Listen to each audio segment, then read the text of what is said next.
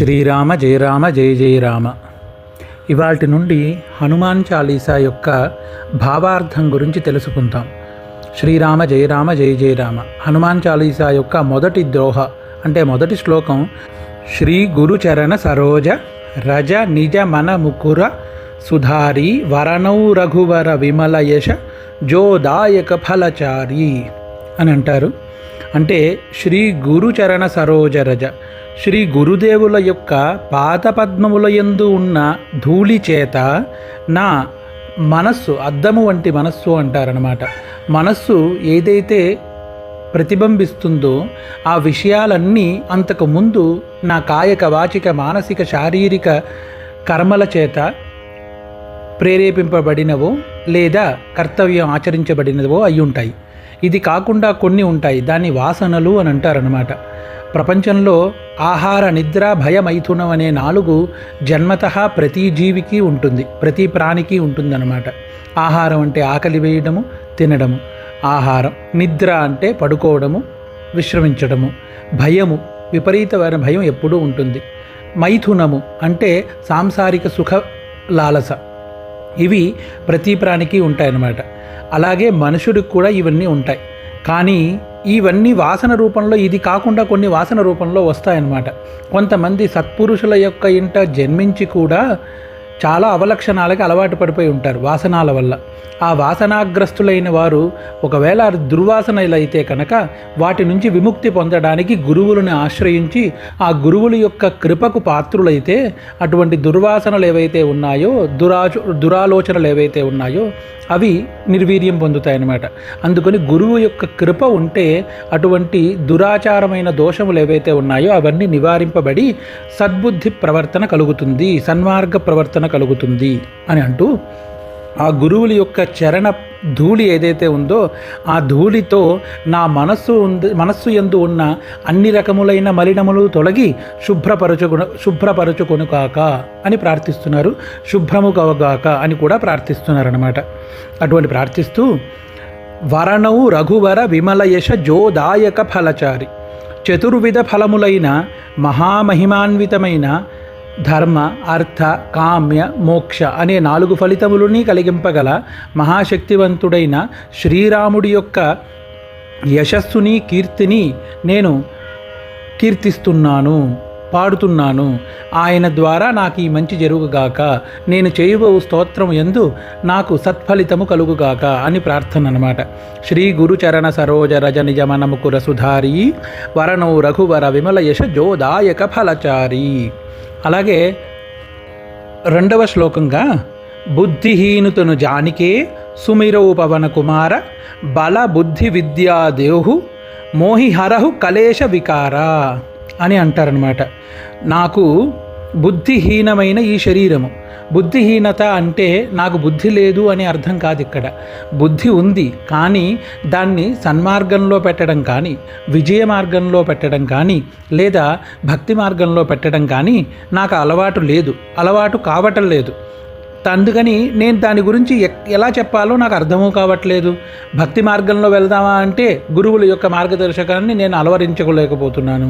పోనీ విద్య యందు నేను బలంగా ఉండాలి అంటే అక్కడ కూడా గురువులు చెప్పిన విద్యను నేను స్వీకరించలేకపోతున్నాను.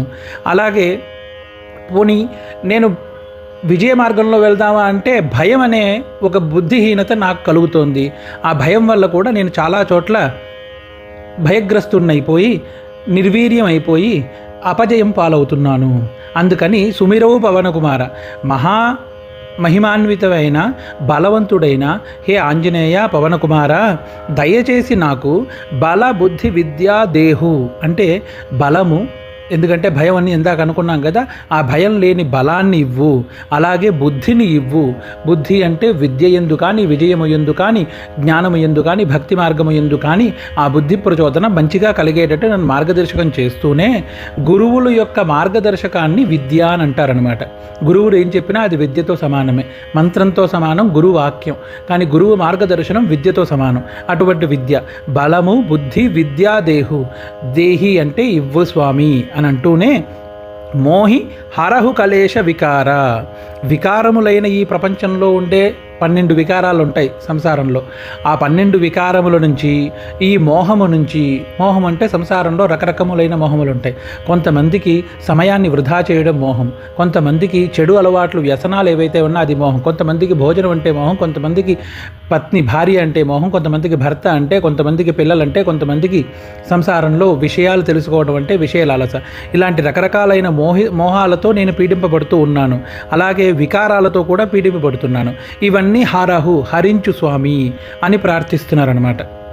బుద్ధిహీనతను జానికే సుమిరవు పవన కుమార బలబుద్ధి విద్యా దేహు మోహి హరహు కలేశ వికార్ అని చెప్తూ 2వ శ్లోకం ప్రార్థనా శ్లోకం పూర్తి చేసి ఇక్కడి నుంచి చౌపాయి అని అంటారు. హనుమాన్ చాలీసా ఆరంభమవుతుంది. జయ హనుమాన జ్ఞాన గుణ సాగర జయ కపీశ తిహు లోక ఉజాగర. జయ హనుమాన్, హనుమంతుడికి జయము కలుగుగాక, ఆంజనేయ స్వామికి జయము కలుగుగాక, రామదూతకి జయము కలుగుగాక. ఎవరా హనుమంతుడు అంటే జ్ఞాన గుణసాగర. హనుమంతుల వారిని జ్ఞాన గుణసాగర అనడానికి అర్థం ఏంటంటే ఆయనకి ఇదే స్తోత్రంలో కూడా ఒక చోట చెప్తారు, అష్టసిద్ధి నవనిధికే దాత అని అంటూనే ఈయన హనుమంతుల వారు నవవ్యాకరణ పండితుడు. అప్పట్లోనే నవవ్యాకరణములు అంటే ఒక భాషలో ఒక శబ్దాన్ని ఉచ్చరించేటప్పుడు ఏ అర్థం వస్తుంది అనేదాన్ని తెలుసుకుని ఆ అర్థాన్ని ఆ భావాన్ని ప్రకటింపచేసేటట్టుగా శబ్దాన్ని ఉచ్చరించడం, ఇలాంటివి 9 రకాలుగా ఆయనకి వచ్చు. మహామహిమాన్వితమైన వ్యాకరణ శాస్త్రంలో 9 వ్యాకరణాలలో మహాదిట్ట. అందుకని జ్ఞాన గుణసాగర, జ్ఞానసాగరుడు అంటే అన్ని రకములైన విద్యలు సూర్యదేవుడి దగ్గర హనుమంతుల వారు నేర్చుకున్నారు. అందుకని పరిపూర్ణమైన సూర్యుడు గురువుగా ఎందుకు ఎంచుకున్నారు అంటే ఈ ప్రపంచం సృష్టి ఆరంభం నుంచి సూర్యుడు ఒక్కడే ప్రత్యక్ష సాక్షి. సూర్యుడు చదివింది చూసింది ఇంకా ఈ ప్రపంచంలో బ్రహ్మదేవుడు తప్ప ఇంకెవరికీ తెలియదు. అంతటి సృష్టికర్త అయిన బ్రహ్మదేవుడికి ఎంత జ్ఞానం అయితే ఉందో అంత జ్ఞానం సూర్యుడికి ఉంది. ఆ సూర్యుడిచే విద్యను అభ్యసించారు కాబట్టి గురువు దగ్గర ఉన్న మొత్తం విద్యని ఆంజనేయ స్వామికి ఆయన ఇచ్చారు కాబట్టి జ్ఞాన గుణసాగరుడు అని. జ్ఞానాన్ని అయితే నేర్చుకున్నాడు, తదనంతరం దాన్ని అలవరుచుకుని జీవన గమనంలో దాన్ని అనుసరించడం కూడా మహామహిమాన్వితమైన శక్తి. విద్య నేర్చుకోవడమే కాదు, విద్యతో పాటు సంస్కారం కూడా ఉండాలని మనం వాడుక భాషలో అంటూ ఉంటాం కదా, చదువు సంస్కారం అని. ఆ సంస్కారం ఆ ఆంజనేయ స్వామి నేర్చుకున్న విద్యని మొత్తం తన జీవన గమనంలో అనుసరించారనమాట. అందుకని గుణసాగరుడు అని కూడా ఆంజనేయ స్వామిని పిలుస్తున్నారు. అలాగే జయ కపీశ తిహు లోక ఉజాగర. జయ కపీశ అంటే కోతులలో ముఖ్యమైన వాడివి, అలాగే వానర జాతి యొక్క మోక్షానికి మార్గం చేసిన వాడివి.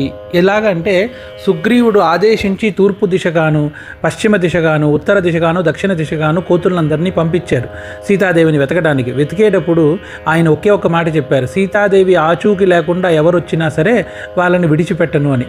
అందుకని అన్ని కోతులు వెళ్ళి భయపడిపోతూ వెళ్ళాయి. ఎక్కడ తూర్పు వెళ్ళేవి తూర్పు, పశ్చిమం వెళ్ళేవి పశ్చిమం. దక్షిణానికి వెళ్ళిన దాంట్లోనే జాంబవంతుడు, అంగదుడు మరియు ఆంజనేయ స్వామి ఇటువంటి వారంతా ఉన్నారు. వీరందరి యందు ఆంజనేయ స్వామి విశేషంగా సుందరకాండలో మనం వింటూ ఉంటాం. ఆయన వెళ్ళడం, సీతాదేవిని కనుగొని రావడం, వస్తూనే రాములు వారికి చెప్పిన మాట ఏంటంటే చూశాను సీతని అని.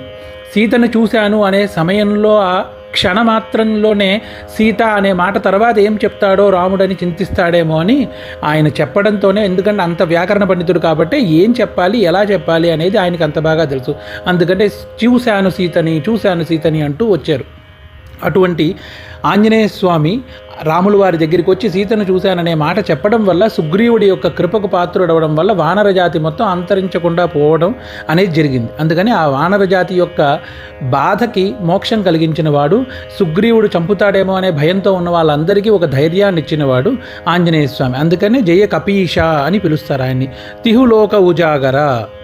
ఉజాగర అంటే వెలుగునిచ్చేవాడు అని. తిహులోక అంటే 3 లోకాలకి వెలుగునిచ్చేవాడు, మహామహిమాన్వితుడు. ఎందుకు ఈ కారణం ఈ శబ్దం అంటే 3 లోకాలకి వెలుగునివ్వడానికి ఎప్పుడూ ఉన్న నామస్మరణ ఒకటే, శ్రీరామ నామస్మరణ, తారక మంత్రము అని అంటారు. పరమేశ్వరుడు ధ్యానంలో ఉంటూ నిత్యము అనుసరించేది, నిత్యము అనుష్ఠించే జపమే రామనామ జపము. అటువంటి రామనామ జపాన్ని చేయడం వల్ల ఆంజనేయ స్వామి చేస్తున్నాడని చూసి చేసిన ఋషులు, మునులతో సహా మనలాంటి మానవులతో సహా చాలామంది ఉన్నారు. ఈ 3 లోకాలకి రామనామం అనే దీపాన్ని ప్రేరేపించిన వాడు కాబట్టే తిహులోక ఉజాగర అని ప్రార్థించారనమాట. ఇది మొదటి శ్లోకం. హనుమాన్ చాలీసాలో. 2వ శ్లోకంగా రామదూత అతులిత బలధామ అంజని పుత్ర పవనసుతనామ అని ప్రార్థిస్తున్నారు. ఇంతకుముందు చెప్పినప్పుడు ఏమన్నారు? హనుమాన్ అనే ప్రార్థన చేస్తూ ఇప్పుడు ఏంటంటే ఆయన అసలు పేరు ఏంటి అనేది కూడా ఆయన చెప్పారనమాట. అంజని పుత్రుడు పవనసుతుడు అనే పేరు గల అతులిత బలధామం అంటే బలానికి ఏదైనా వర్ణన లేదా ఏదైనా కొలతలు ఉంటే, బలానికంటూ కొలతలు ఉంటే ఆ కొలతలు కూడా మించి ఉండేవాడు కాబట్టే అతులిత బలధామం అంటే అమితమైన బలవంతుడు అని చెప్తూ ప్రార్థిస్తూ, రాముడి యొక్క దూతవు కదా స్వామి నీవు, శ్రీరామ దూతుడివైన రామదూత అతులిత బలధామ అంజని పుత్ర నీ పేరు పవనసుతనామ, నిన్ను నేను ప్రార్థిస్తున్నాను అని చెప్పారనమాట. అంజనీపుత్ర అంటే అంజనీదేవి యొక్క కుమారుడు, అలాగే పవనసుతనామ మనం అందుకే పవన కుమార్ అని అంటూ ఉంటాం ఆంజనేయ స్వామిని అని చెప్పి ప్రార్థన మొదలు పెట్టారనమాట. ఇది 2వ శ్లోకం హనుమాన్ చాలీసాలు. రేపటి రోజు 3వ శ్లోకం 4వ శ్లోకం గురించి తెలుసుకుందాం. శివాయ గురవే నమః. శ్రీ గురుభ్యో నమః. శ్రీరామ జయ రామ జయ జయ రామ.